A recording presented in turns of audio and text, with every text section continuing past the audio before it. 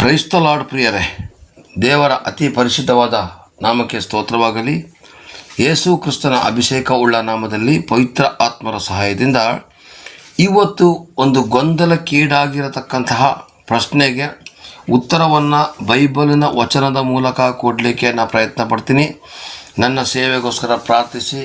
ನಾವು ಕರ್ತನಲ್ಲಿ ಸೇವೆ ಮಾಡಿದಾಗ ದೇವರ ಆಶೀರ್ವಾದ, ದೇವರ ಕೃಪೆ ಕೇಳುವಂಥ ಎಲ್ಲ ಜನಗಳಿಗೂ ಕೂಡ ಅದು ಆಶೀರ್ವಿಸಲ್ಪಡಲಿ. ಹಾಗೆಯೇ ವಾಟ್ಸಪ್ ಗ್ರೂಪ್ನಲ್ಲಿ ನೋಡತಕ್ಕಂಥ ಜನಗಳಿಗೆ ವಿನಂತಿಸುವುದೇನೆಂದರೆ, ವಾಟ್ಸಪ್ ವೈಯಕ್ತಿಕವಾಗಿ ನಿಮ್ಮ ಗ್ರೂಪ್ಗಳಿಗೆ ಬರುವ ಕಾರಣಕ್ಕೋಸ್ಕರ ನೀವು ದಯವಿಟ್ಟು ವಾಟ್ಸಪ್ನಿಂದ ಯೂಟ್ಯೂಬ್ಗೆ ಹೋಗಿ ಯೂಟ್ಯೂಬ್ನಲ್ಲಿ ಲೈಕ್ ಕಮೆಂಟ್ ಕೊಡಬೇಕಾಗಿ ಕೇಳಿಕೊಳ್ಳುತ್ತೇನೆ. ಇವತ್ತು ಒಂದು ಗೊಂದಲದ ಪ್ರಶ್ನೆ ಏನಂದರೆ, ತಂದೆಯಾದ ದೇವರು ಯೆಹೋವ ದೇವರು ಮಾತ್ರ ದೇವರು, ಯೇಸು ಸ್ವಾಮಿ ದೇವರಲ್ಲ, ಅವರು ಮನುಷ್ಯ ಕುಮಾರ, ಮನುಷ್ಯ ಮಾನವರಿಂದ ಹುಟ್ಟಲ್ಪಟ್ಟಿರತಕ್ಕಂಥ ಒಬ್ಬ ಗುರು, ಕರ್ತನು ಮತ್ತು ಪ್ರವಾದಿ, ಪವಾಡ ಪುರುಷ ಅಂತ ಹೇಳ್ತಾರೆ ಪ್ರಿಯರೇ. ಆದರೆ ಪವಿತ್ರ ಆತ್ಮನನ್ನು ಒಂದು ಶಕ್ತಿ, ದೇವರ ಆತ್ಮ ಅಂತ ಹೇಳ್ತಾರೆ. ಓಕೆ, ಆದರೆ ಯೇಸು ಸ್ವಾಮಿಯ ವಿಷಯದಲ್ಲಿ ತುಂಬ ಗೊಂದಲ ಇದೆ. ನಿನ್ನೆ ತಾನೇ ಒಂದು ವಿಡಿಯೋದಲ್ಲಿ ನೋಡಿದೆ, ಆ ಒಬ್ಬ ವ್ಯಕ್ತಿ ಹೇಳ್ತಾ ಇದ್ದಾರೆ, ಯೇಸು ಸ್ವಾಮಿ ದೇವರಾಗಲಿಕ್ಕೆ ಸಾಧ್ಯ ಇಲ್ಲ, ಮನುಷ್ಯರು ಯಾವುದೇ ಕಾರಣಕ್ಕೂ ದೇವರಾಗೋದಿಲ್ಲ. ಯಾವಾಗ ನಾವು ಮನುಷ್ಯನನ್ನು ಹಿಡಿದುಕೊಂಡು ಹಿಂಬಾಲಿಸ್ತೀವೋ ಆಗ ಅಲ್ಲಿ ಭೇದಗಳು ಸ್ಟಾರ್ಟ್ ಆಗ್ತದೆ. ಎಲ್ಲ ಒಂದು ಧರ್ಮದಲ್ಲೂ ಕೂಡ ಮನುಷ್ಯನನ್ನು ದೇವರಿಂದ ಆರಾಧಿಸ್ತಾರೆ. ಇದು ತಪ್ಪು ಅಂತ ಹೇಳೋದ ರೀತಿಯಲ್ಲಿ ಅವರು ವಿಡಿಯೋ ಹಾಕಿದ್ರು ಬೇರೆ. ಓಕೆ, ನನಗೆ ಬೇರೆ ಧರ್ಮಗಳ ಬಗ್ಗೆ ಬೇಡ. ನಮ್ಮ ಒಂದು ಕ್ರೈಸ್ತ ಬೈಬಲ್ ಏನು ಹೇಳ್ತದೆ ಅಂತ ನೋಡೋಣ. ಯೇಸು ಸ್ವಾಮಿ ದೇವರಲ್ಲ, ಆತನ ಮನುಷ್ಯ, ಒಬ್ಬ ಪ್ರವಾದಿ, ಒಬ್ಬ ಪವಾಡ ಪುರುಷ, ಆತನಿಗೆ ಶ್ರೇಷ್ಠವಾದಂಥ ಜ್ಞಾನ ಇತ್ತು ಅಂತ ಹೇಳ್ತಾರೆ. ಆದರೆ ದೇವರು ಮಾತ್ರ ಅಲ್ಲ, ದೇವರು ಆತನ ಕೈಯಿಂದ ಅದ್ಭುತ ನಡೆಸಿದರೆ ಹೊರತು ಯೇಸು ಸ್ವಾಮಿನೇ ಅದ್ಭುತ ಮಾಡಲಿಲ್ಲ ಅಂತ ಹೇಳೋಂಥ ಒಂದು ಪ್ರತಿಪಾದನೆಯನ್ನು ಕೊಟ್ಟರು ಪ್ರಿಯರೇ. ಅದ್ರ ಬಗ್ಗೆ ನಾನು ಭಾಗ 1 ಭಾಗ 2 ವಿವರಿಸಲಿಕ್ಕೆ ಪ್ರಯತ್ನ ಪಡ್ತೀನಿ. ಆದರೆ ಇವತ್ತು ಯೇಸು ಸ್ವಾಮಿ ದೇವರ ಅಥವಾ ಮನುಷ್ಯನ ಅಂತ ಹೇಳೋದಕ್ಕೆ ಒಂದು ಚಿಕ್ಕದೊಂದು ವಚನ ಕೊಡ್ತೀನಿ. ಬೇಕಾದಷ್ಟು ವಚನಗಳಿದೆ. ನಮ್ಮ ದೇವರ ಮಕ್ಕಳು 1/4 ಗಂಟೆಯ ಮೇಲೆ ಇರ್ತಕ್ಕಂಥ ವಚನದ ಭಾಗವನ್ನು ನೋಡ್ತಾ ಇಲ್ಲ. ಆ ಒಂದು ಕಾರಣಕ್ಕೋಸ್ಕರ ನಾನು 10 ನಿಮಿಷ, 12 ನಿಮಿಷ, 15 ನಿಮಿಷ ಒಳಗಡೆ ನಾನು ವಿಡಿಯೋ ಮಾಡ್ತಾಯಿದ್ದೀನಿ. ಸಾಧ್ಯವಾದರೆ ಪೂರ್ಣವಾಗಿ ಕೇಳೋದೇ ಆದರೆ ನಿಮಗೆ ಇದರ ಬಗ್ಗೆ ಅರ್ಥ ಆಗುತ್ತೆ.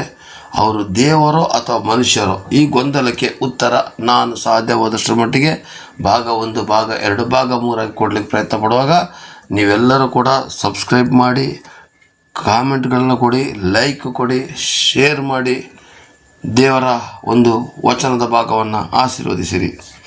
ಇಲ್ಲಿ ನೋಡಿ ಪ್ರಿಯರೇ, ಯೇಸು ಸ್ವಾಮಿ ದೇವರು ಅಂತ ಹೇಳೋದಕ್ಕೆ ಒಂದು ಚಿಕ್ಕ ಸಾಕ್ಷಿ. ಎಲ್ಲ ಧರ್ಮಗಳಿಗೂ ಕೂಡ ಅವರವರ ಗ್ರಂಥಗಳೇ ಒಂದು ಮೂಲ ಆಧಾರ ಅಥವಾ ಮಾಡಲಾಗಿರ್ತದೆ. ಹಾಗೆ ಯೇಸು ಸ್ವಾಮಿಯನ್ನು ಆರಾಧಿಸುವಂಥ ಜನಗಳಿಗೆ ಬೈಬಲು ಒಂದು ಆಧಾರ ಆಗಿದೆ ಪ್ರಿಯರೇ. ಯೇಸು ಸ್ವಾಮಿಯನ್ನು ಆರಾಧಿಸುವ ಜನಗಳಿಗೆ ಏನಾಗಿದೆ? ಬೈಬಲ್ ಒಂದು ಆಧಾರ ಆಗಿದೆ. ಎಷ್ಟೋ ಜನಗಳು ಯೇಸು ಕ್ರಿಸ್ತನನ್ನು ಆರಾಧಿಸಲಿಕ್ಕೋಸ್ಕರದಿಂದಲೂ ಬರ್ತಾ ಇರ್ಬೋದು, ಇಲ್ಲ ಅಂತ ಹೇಳೋದಿಲ್ಲ. ಆದರೆ ಯೇಸು ಸ್ವಾಮಿಯನ್ನು ಹಿಂಬಾಲಿಸಿದಾಗ ಅವರು ಹಿಡಿಯುವಂಥ ಒಂದು ಆಧಾರ ಗ್ರಂಥ ಅಂದರೆ ಬೈಬಲ್. ಪ್ರತಿಯೊಂದು ಧರ್ಮಗಳಿಗೂ ಒಂದೊಂದು ಪುಸ್ತಕಗಳಿದೆ. ಆ ಪುಸ್ತಕದ ಆಧಾರದ ಮೇಲೇ ಅವರ ಧರ್ಮವನ್ನು ಪ್ರೀತಿಸ್ತಾರೆ, ಪ್ರಾರ್ಥಿಸ್ತಾರೆ, ಎಲ್ಲ ಮಾಡ್ತಾರೆ. ಹಾಗೆಯೇ ಕ್ರೈಸ್ತರು ಕೂಡ ಅವರ ಧರ್ಮ ಗ್ರಂಥವಾದಂತಹ ಬೈಬಲನ್ನು ಹಿಡಿದು ಬೈಬಲ್ನ ನಂಬಿ ಜೀವನ ಮಾಡ್ತಾರೆ ಪ್ರಿಯರೇ.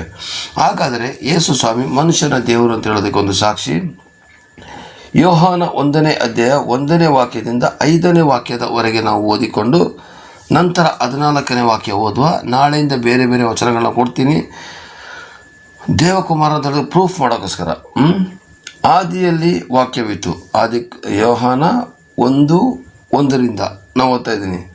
ಆದಿಯಲ್ಲಿ ವಾಕ್ಯವಿತ್ತು, ಆ ವಾಕ್ಯವು ದೇವರ ಬಳಿಯಲ್ಲಿತ್ತು, ಆ ವಾಕ್ಯವು ದೇವರಾಗಿತ್ತು, ಆ ವಾಕ್ಯವೆಂಬುವನು ಆದಿಯಲ್ಲಿ ದೇವರ ಬಳಿಯಲ್ಲಿದ್ದನು, ಆತನ ಮೂಲಕವಾಗಿ ಸಮಸ್ತವು ಉಂಟಾಯಿತು, ಉಂಟಾಗಿರೋ ವಸ್ತುಗಳಲ್ಲಿ ಆತನಲ್ಲಿ ಒಂದಾದರೂ ಉಂಟಾಗಲಿಲ್ಲ. ಆತನಲ್ಲಿ ಜೀವವಿತ್ತು, ಆ ಜೀವವು ಮನುಷ್ಯರಿಗೆ ಬೆಳಕಾಗಿತ್ತು, ಆ ಬೆಳಕು ಕತ್ತಲಲ್ಲಿ ಪ್ರಕಾಶಿಸುತ್ತದೆ, ಕತ್ತಲು ಅದನ್ನು ಮುಸ್ಕಲಿಲ್ಲ. ಎಲ್ಲಾದರೂ ವಾಕ್ಯಕ್ಕೆ ಅವನು ಅವನು ಅವನು ಅಂತ ಸೇರಿಸ್ತಾರ? ಇಲ್ಲಿ ಆದಿಯಲ್ಲಿ ವಾಕ್ಯವಿತ್ತು, ವಾಕ್ಯವು ದೇವರ ಬಳಿಯಲ್ಲಿತ್ತು. ಅಂದರೆ ವಾಕ್ಯ ಯಾವುದರೆ ದೇವರ ಬಾಯಲ್ಲಿ ಬರತಕ್ಕಂತಹ ಮಾತುಗಳೇ ದೇವರ ವಾಕ್ಯ ಆಗಿದೆ. ದೇವರ ಬಾಯಿಂದ, ಈಗ ನನ್ನ ಬಾಯಿಂದ ಬೀಳುವಂಥ ಮಾತು ನನ್ನ ವಾಕ್ಯವಾಗಿದೆ. ಗುರುಗಳು ಪಾಠ ಮಾಡ್ತಾರೆ, ಪಾಠ ಮಾಡುವಾಗ ಅವರ ಬಾಯಿಂದ ಬಿದ್ದಂಥ ಮಾತುಗಳು ವೇದ ವಚನವಾಗಿ ಅಥವಾ ಉತ್ತಮವಾದಂಥ ರೀತಿಯಲ್ಲಿ ಅವರ ವಾಕ್ಯವಾಗಿ ಪರಿಣಾಮ ಆಗ್ತದಲ್ಲ, ಅದೇ ಥರದಲ್ಲಿ ದೇವರ ಬಾಯಿಂದ ಬಿದ್ದಂತಹ ಮಾತೇ ವಾಕ್ಯವಾಗಿದೆ. ಆ ವಾಕ್ಯ ಯಾರು ಅಂತ ನೋಡ. ಆ ವಾಕ್ಯವು ದೇವರಾಗಿತ್ತು. ಹಾಗಾದರೆ ಆ ಬಾಯಿಂದ ಬಿಡೋಂಥ ಮಾತು ಕೂಡ ದೇವರಾಗಿತ್ತು. ಆ ವಾಕ್ಯವೆಂಬವನು ಆದಿಯಲ್ಲಿ ದೇವರ ಬಳಿಯಲ್ಲಿದ್ದನು. ಹೌದು, ದೇವರ ಮಾತು ದೇವರ ಬಳಿಯಲ್ಲಿ ಇರ್ತದೆ, ನನ್ನ ಮಾತು ನನ್ನೊಳಗಡೆ ಇರುವಾಗೆ. ಅಲ್ಲೆಲ್ಲೂಯ. ಹಾಗೆಯೇ ಆತನ ಮೂಲಕವಾಗಿ ಸಮಸ್ತ ಉಂಟಾಯಿತು. ಅಂದರೆ ಆದಿಕಾಂಡ 1ನೇ ಅಧ್ಯಾಯನ ಸಂಪೂರ್ಣವಾಗಿ ನಾವು ಓದೋದಾದರೆ 1-2 ಓದೋದಾದರೆ ಅದರಲ್ಲಿ ಸ್ಪಷ್ಟವಾಗಿ ವಾಕ್ಯದ ಮೂಲಕ ಉಂಟಾಗಲಿ ತಂದೆ ದೇವರ ಬಾಯಿಯ ಮಾತಿನಿಂದ ಸಮಸ್ತವು ಸೃಷ್ಟಿಯಾಯಿತು ತಿಳಿಯೋದಕ್ಕೆ ಬೈಬಲ್ ಪುಸ್ತಕದ ಹಳೆ ಒಡಂಬಡಿಕೆ ಆದಿಕಾಂಡ 1ನೇ ಅಧ್ಯಾಯ 2ನೇ ಅಧ್ಯಾಯವನ್ನು ನೀವು ಓದೋದಾದರೆ ಸೃಷ್ಟಿ ಕಾರ್ಯಕ್ರಮಗಳ ಬಗ್ಗೆ ನಮಗೆ ಚೆನ್ನಾಗಿ ತಿಳಿಯಲ್ಪಡುತ್ತೆ ಪ್ರಿಯರೇ. ಇರಲಿ ಪ್ರಿಯರೇ, ಆತನ ಮೂಲಕ ಸಮಸ್ತ ಉಂಟಾಯಿತು. ತಂದೆ ದೇವರ ಬಾಯಿಯ ಮಾತು ವಾಕ್ಯದ ಮೂಲಕ ಸಮಸ್ತ ಉಂಟಾಯಿತು.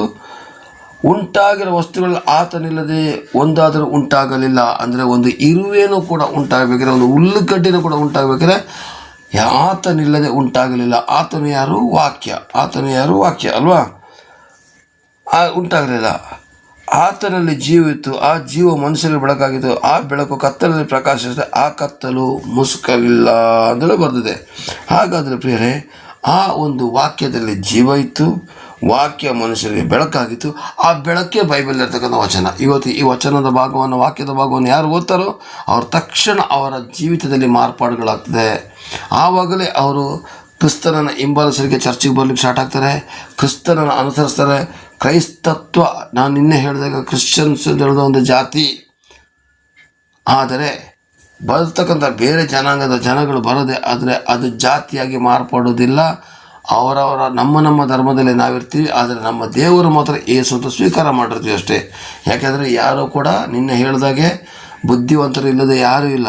ಯೇಸು ಸ್ವಾಮಿನ ಸ್ವೀಕಾರ ಮಾಡಬೇಕಾದ್ರೆ ಅವರಿಗೂ ಏನಾದರೂ ಒಳ್ಳೆಯದಾದರೆ ಮಾತ್ರ ಅವ್ರು ಸ್ವೀಕಾರ ಮಾಡ್ತಾರೆ, ಹೊರತು ಇನ್ನು ಯಾವುದೇ ಕಾರಣಕ್ಕೂ ಸುಮ್ಮನೆ ಯಾರೂ ಕೂಡ ಸ್ವೀಕಾರ ಮಾಡೋದಿಲ್ಲ ಪ್ರಿಯರೇ. ಇರಲಿ, ಈ ಆದಿಯಲ್ಲಿ ವಾಕ್ಯ ಇತ್ತು, ವಾಕ್ಯವು ದೇವರ ಬಳಿಯಿದ್ದ, ವಾಕ್ಯವು ದೇವರಾಗಿತ್ತು, ವಾಕ್ಯವೆಂಬವನು ಆದಿಯಲ್ಲಿ ದೇವರ ಬಳಿಯಲ್ಲಿದ್ದನು ಅಂತ ಬರ್ತಿದೆ ಅಲ್ವಾ? ಹಾಗಾಗಿ 14ನೇ ವಾಕ್ಯವನ್ನು ನೋಡಿಕೊಳ್ಳುವ. 1ನೇ ಅಧ್ಯಾಯ 14ನೇ ವಾಕ್ಯ. ಇದರಲ್ಲಿ ಬರೆದೆ, ಆ ವಾಕ್ಯವೆಂಬನು ನರವತಾರ ಎತ್ತಿ ನಮ್ಮ ಮಧ್ಯದಲ್ಲಿ ವಾಸ ಮಾಡಿದನು. ನರ ಅವತಾರ ಅಂದರೆ ಮನುಷ್ಯನ ಅವತಾರವನ್ನು ಎತ್ತಿ ನಮ್ಮ ಮಧ್ಯದಲ್ಲಿ ವಾಸ ಮಾಡಿದನು. ನಾವು ಆತನ ಮಹಿಮೆಯನ್ನು ನೋಡಿದೆವು. ಅಂದರೆ ಆ ಮಹಿಮೆ ತಂದೆಯ ಬಳಿಯಿಂದ ಬಂದ ಒಬ್ಬನೇ ಮಗನಿಗೆ ಇರತಕ್ಕ ಮಹಿಮೆ. ಈಗ ಗೊತ್ತಾಯ್ತಾ? ಆ ವಾಕ್ಯ ಎಂಬನು ಮಗ, ದೇವರ ಮಗ. ಅರ್ಥ ಮಾಡ್ಕೊಳ್ಳಿ ಚೆನ್ನಾಗಿ. ಬೇರೆಯವರ ಮಾತುಗಳಿಗೆ ದಯವಿಟ್ಟು ಕಿವಿಗೊಡಕ್ಕೆ ಹೋಗಬೇಡಿ. ಬೈಬಲ್ ಆಳವಾಗಿ ಅರ್ಥ ಮಾಡಿಕೊಳ್ತಕ್ಕಂಥ ಜನಗಳಿಗೆ ಇದು ಚೆನ್ನಾಗಿ ಅರ್ಥ ಆಗ್ತದೆ. ಇನ್ನೂ ಒಂದು ಸಲ ಓದ್ತೀನಿ. ಆ ವಾಕ್ಯವೆಂಬುವನು ನರ ಅವತಾರ ಎತ್ತಿ, ಅಂದರೆ ಮನುಷ್ಯನ ಅವತಾರವನ್ನು ಎತ್ತಿ ನಮ್ಮ ಮಧ್ಯದಲ್ಲಿ ವಾಸ ಮಾಡಿದನು. ನಾವು ಆತನ ಮಹಿಮೆಯನ್ನು ನೋಡಿದೆವು. ಯಾರ? ನರವತಾರಿ ಎತ್ತಿ ಬಂದಂಥ ವಾಕ್ಯದ ಮಹಿಮೆನ ನಾವು ನೋಡಿದೆವು. ಆ ವಾಕ್ಯವು, ಆ ಮಹಿಮೆಯು ತಂದೆಯ ಬಳಿಯಿಂದ ಬರತಕ್ಕ ಒಬ್ಬನೇ ಮಗನಿಗೆ ಇರತಕ್ಕಂಥ ಮಹಿಮೆ. ಆತನು ಕೃಪೆಯಿಂದಲೂ ಸತ್ಯದಿಂದಲೂ ತುಂಬಿದವನಾದನು. ಅದಕ್ಕೇನೆ ಯೇಸು ಸ್ವಾಮಿ ಬಂದ ಮೇಲೆ ಕೃಪೆ ಬಂತು. ಹಾಗಾದರೆ ಆತನು ಯಾರು? ಯೇಸು ಸ್ವಾಮಿ ಆಗಿದ್ದಾರೆ. ಯೇಸು ಸ್ವಾಮಿಯೇ ದೇವರ ವಾಕ್ಯ. ಆ ವಾಕ್ಯಕ್ಕೆ ನರವತಾರವನ್ನು ಎತ್ತಿ ನಿಮ್ಮ ಮಧ್ಯದಲ್ಲಿ ವಾಸ ಮಾಡ್ತಾರೆ. ಯಾಕೆಂದರೆ ದೇವರ ಮಹಿಮೆಯನ್ನು ಡೈರೆಕ್ಟಾಗಿ ಯಾರಿಗೂ ನೋಡ್ಲಿಕ್ಕೆ ಆಗೋದಿಲ್ಲ ಪ್ರಿಯರೇ. ದೇವರ ಮಹಿಮೆಯನ್ನು ಯಾರಿಗೂ ನೋಡಲಿಕ್ಕಾಗೋದಿಲ್ಲ. ಆ ಕಾರಣಕ್ಕೋಸ್ಕರ ಏನಾಯ್ತಿದ್ದಾರೆ, ಈಗ ಕನ್ನಡಿಯಲ್ಲಿ ನಮ್ಮ ಮುಖವನ್ನು ನಾವು ನೋಡಿಕೊಳ್ಳುವಂಥ ರೀತಿಯಲ್ಲಿ ಯೇಸು ಕ್ರಿಸ್ತನೆಂಬಂಥ ಒಬ್ಬ ಕನ್ನಡಿಯ ಮೂಲಕ ನಾವು ದೇವರನ್ನು ಕಾಣಲಿಕ್ಕೆ ಈ ವಾಕ್ಯದ ಮೂಲಕ ಸಾಧ್ಯ ಆಯಿತು. ಅರ್ಥ ಮಾಡ್ಕೊಳ್ಳಿ ಇನ್ನೊಂದು ಸಲ. ದೇವರ ಮಹಿಮೆಯನ್ನು ಡೈರೆಕ್ಟಾಗಿ ನಾವು ನೋಡಲಿಕ್ಕೆ ಆಗ್ತಾಯಿಲ್ಲ. ಪಾಪದ ಮೇಲೆ ಪಾಪ ಮಾಡಿ ದೇವರಿಂದ ದೂರ ಆಗಿರ್ತಕ್ಕಂಥ ಜನಗಳನ್ನು ಮಧ್ಯಸ್ಥಿಕೆ ಪಡಿಸಲಿಕ್ಕೋಸ್ಕರ ಬಾಯಿಯ ವಾಕ್ಯ ಅಂದರೆ ದೇವರ ಬಾಯಿಯ ಮಾತಿಗೆ ಒಂದು ಜೀವವನ್ನು ಕೊಟ್ಟು ಕಳಿಸಿದರು. ಏನು? ಒಂದು ಜೀವ ಅಂದರೆ ಒಂದು ರೂಪವನ್ನು ಕೊಟ್ಟು ಕಳಿಸಿದರು. ಯಾಕೆಂದರೆ ದೇವರಿಗೆ ರೂಪ ಇಲ್ಲ ಪ್ರಿಯರೇ. ದೇವರಿಗೆ ರೂಪ ಇಲ್ಲದರ ಕಾರಣಕ್ಕೋಸ್ಕರ ಮನುಷ್ಯನು ಮಾಡಿರ್ತಕ್ಕಂಥ ಪಾಪನ ಪ್ರಾಣಿ ಬಲಿಗಳನ್ನ ಕೊಟ್ಟು ಪ್ರಯೋಜನ ಇಲ್ಲ, ಅನ್ನದಾನಗಳನ್ನ ಮಾಡಿ ಪ್ರಯೋಜನ ಇಲ್ಲ, ಏನು ಮಾಡಿದ್ರೂ ಪ್ರಯೋಜನ ಇಲ್ಲ ಅಂತೇಳಿ ಗೊತ್ತಾದ ಮೇಲೆ ಒಬ್ಬ ನೀತಿವಂತನಾದಂಥ ಪಾಪ ಮಾಡಿದಂಥ ಮನುಷ್ಯ ಮಾಡಿದ ಪಾಪಕ್ಕೆ ಮನುಷ್ಯ ಒಬ್ಬ ಬೇಕಾಗಿತ್ತು. ಆ ಮನುಷ್ಯನ ಇಡೀ ಲೋಕದಲ್ಲಿ ನೋಡಿದಾಗ ಯಾರೂ ಸಿಗಲಿಲ್ಲ. ನೋಹ ನೀತಿವಂತದಿದ್ರು, ಮೋಸೆ ನೀತಿವಂತದಿದ್ರು, ಅಬ್ರಾಹ್ಮನ ಮಗ ಇಸ್ಸಾಕನ ನೀತಿವಂತದಿದ್ರು.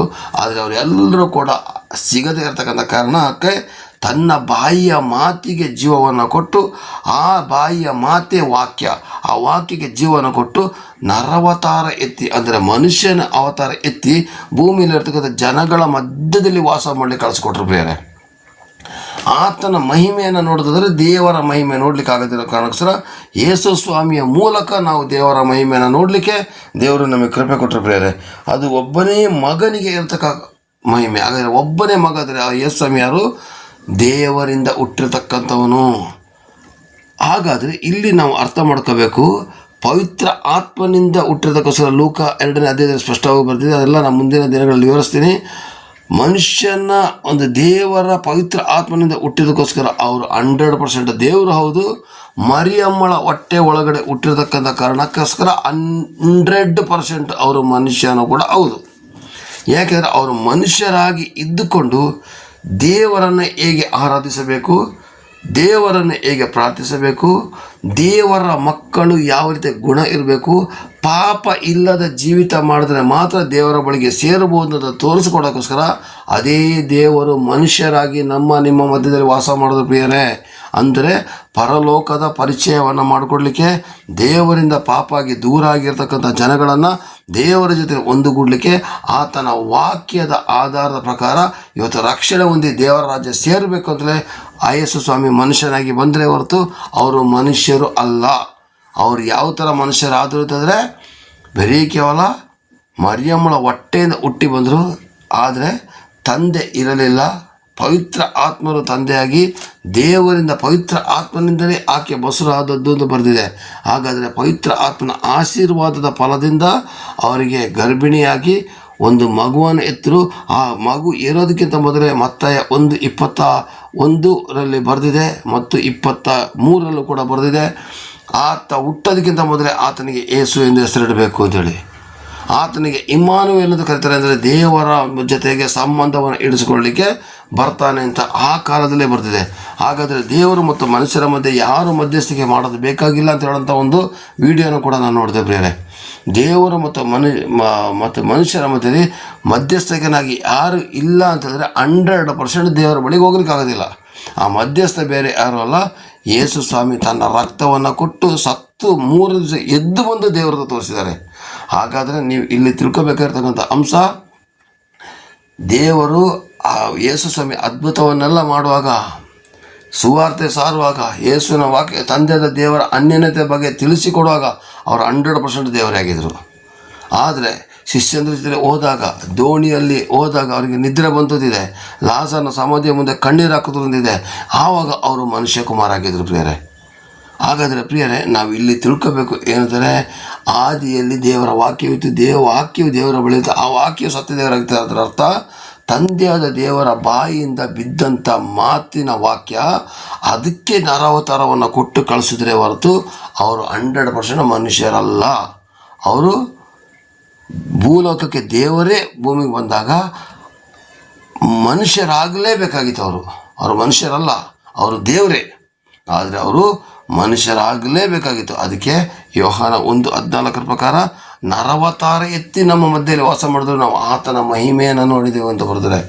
ಹಾಗಾದರೆ ದೇವರನ್ನು ಡೈರೆಕ್ಟಾಗಿ ನೋಡಲಿಕ್ಕೆ ಆಗದೇ ಇರತಕ್ಕಂಥ ಕಾರಣಕ್ಕೋಸ್ಕರ ತನ್ನ ಬಾಯಿಯ ಮಾತನ್ನು ಮೀಡಿಯೇಟ್ರ್ ಅಥವಾ ಮಧ್ಯಸ್ಥಿಕನಾಗಿ ಕಳಿಸಿಕೊಟ್ಟು ಇವತ್ತು ಯೇಸು ಕ್ರಿಸ್ತನ ಮೂಲಕನೇ ನಾವು ತಂದೆ ದೇವರನ್ನು ನೋಡಲಿಕ್ಕೆ ಸಾಧ್ಯ. ಹಾಗಾದರೆ ಪ್ರಿಯರೇ, ಈ ಬೈಬಲ್ ವಚನ ಘೋಷಣೆ ಮಾಡ್ತದೆ, ಯೇಸು ಕ್ರಿಸ್ತನ ಮೂಲಕನೇ ತಂದೆ ದೇವರನ್ನ ನೋಡಲಿಕ್ಕೆ ಸಾಧ್ಯ. ಹಾಗಾದರೆ ಪ್ರಿಯರೇ, ಇದನ್ನು ಬೈಬಲ್ ಪ್ರತಿಪಾದಿಸ್ತದೆ. ನಮಗೆ ಬೇರೆ ವಿಷಯಗಳು ಬೇಕಾಗಿಲ್ಲ, ನಾವು ಅಂಗೀಕರಿಸಿರ್ತಕ್ಕಂಥ ಬೈಬಲ್ ಪ್ರತಿಪಾದಿಸ್ತದೆ.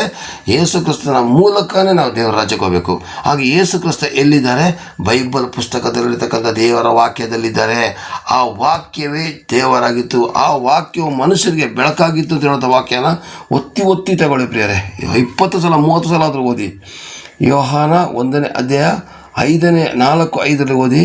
ಆತನಲ್ಲಿ ಜೀವಿತು, ಆತನು ಮನುಷ್ಯರಿಗೆ ಬೆಳಕಾಗಿತ್ತು, ಆ ಬೆಳಕು ಪ್ರಕಾಶಿಸುತ್ತದೆ. ಹಾಗಾದರೆ ಪ್ರಕಾಶ ಉಳ್ಳ ಬೆಳಕು ನಮ್ಮ ಮೇಲೆ ಪ್ರಕಾಶಿಸಬೇಕಾದ್ರೆ ನಾವು ಯೇಸು ಸ್ವಾಮಿನ ಕೂಡ ದೇವರನ್ನು ಸ್ವೀಕಾರ ಮಾಡಿ ಆರಾಧನೆ ಮಾಡಲೇಬೇಕು ಪ್ರಿಯರೇ.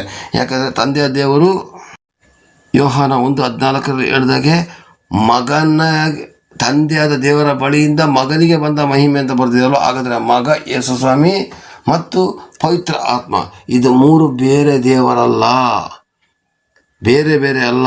ಇವರು ಮೂವರು ಒಂದೇನೆ, ತ್ರಯೇಕ ಅಂದರೆ 3 ವ್ಯಕ್ತಿತ್ವಗಳಿಂದ ಕೂಡಿರತಕ್ಕಂಥ ಒಬ್ಬ ದೇವರಾಗಿದ್ದಾರೆ ಪ್ರಿಯರೇ.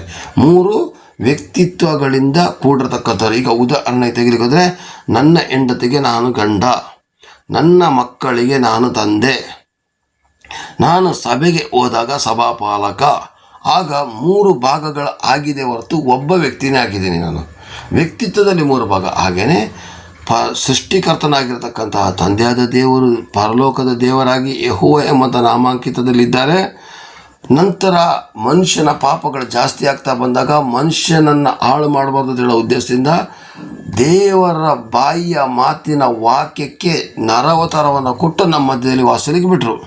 ಅವರು 33 ವರ್ಷ ಅವರು ದೇವರ ರಾಜ್ಯವನ್ನು ಯಾವ ರೀತಿ ಸಂಪಾದನೆ ಮಾಡಬೇಕು, ದೇವರನ್ನು ಕಂಡುಕೊಳ್ಳಲಿಕ್ಕೆ ಏನು ಮಾಡಬೇಕು, ದೇವರ ರಾಜ್ಯಕ್ಕೆ ಯಾರು ಸೇರ್ತಾರೆ ಯಾರು ಸೇರೋದಿಲ್ಲ ಅಂತ ಹೇಳೋದನ್ನು ತೋರಿಸಿಕೊಡ್ಲಿಕ್ಕೋಸ್ಕರ ಬಂದು ಜನಗಳ ಪಾಪವನ್ನೆಲ್ಲ ಹೊತ್ತುಕೊಂಡು ನಮಗೋಸ್ಕರ ರಕ್ತ ಬಲಿಯಾದರು ಪ್ರೇರೆ. ಪ್ರಾಣಿ ಪಕ್ಷಿಗಳ ಬಲಿಯಿಂದ ಯಾವುದೇ ಕಾರಣಕ್ಕೂ ಪಾಪ ಪರಿಹಾರ ಆಗೋದಿಲ್ಲ ಅಂತ ಗೊತ್ತಾಗಿದ್ದಕ್ಕೆ ಅವರೇ ಬಂದು ರಕ್ತ ಬಲಿಯಾಗಿ ಬಂದು ನಮ್ಮ ಪಾಪವನ್ನು ಹೊತ್ತುಕೊಳ್ಳೋಕ್ಕೋಸ್ಕರ ಅವರು ಬಂದರು ಪ್ರೇರೆ. ಇವತ್ತು ಯೇಸು ಸ್ವಾಮಿನೂ ಕೂಡ ತಂದೆ ದೇವರ ಬಲದೊಡೆಯಲಿದ್ದಾರೆ. ಈಗ ತಂದೆ ಮತ್ತು ಮಗನ ಆತ್ಮ ಅಂದರೆ ಪವಿತ್ರ ಆತ್ಮ ಇವತ್ತು ನಮ್ಮನ್ನು ನಡೆಸ್ತಾ ಇದೆ ಪ್ರಿಯರೇ. ಹಾಗಾದರೆ ದಯವಿಟ್ಟು ಸಂಶಯ ಬೇಡ. ನಾಳೆನೂ ಕೂಡ ಇದರ ಬಗ್ಗೆ ಬೇರೆ ಬೇರೆ ಆಧಾರ ವಾಕ್ಯಗಳನ್ನ ಕೊಡುತ್ತಾ ದೇವರ ನಾಮನ ಮಹಿಪಡಿಸುವಾಗ ದಯವಿಟ್ಟು ನಿಮ್ಮ ಲೈಕ್ ಕಮೆಂಟ್ಗಳನ್ನ ಕೊಡಿ. ದೇವರು ನಿಮ್ಮನ್ನು ಆಶೀರ್ವದಿಸಲಿ, ಕೃಪೆ ನಡೆಸಲಿ. ಅವರು ನರವತಾರ ಎತ್ತಿ ಬಂದಿದ್ದು ದೇವರ ವಾಕ್ಯ ಅಂತ ಹೇಳೋದು ಕನ್ಫರ್ಮ್ ಆಯಿತು. ಈಗ ನಾಳೆಯಿಂದ ನಾವು ಮುಂದಿನ ಭಾಗಗಳನ್ನು ನೋಡಿಕೊಳ್ಳುವ. ದೇವರು ನಿಮ್ಮನ್ನು ಆಶೀರ್ವದಿಸಲಿ, ಕೃಪೆಯನ್ನು ನಡೆಸಲಿ. ಆಮೀನ್, ಆಮೀನ್, ಆಮೀನ್. Praise the lord.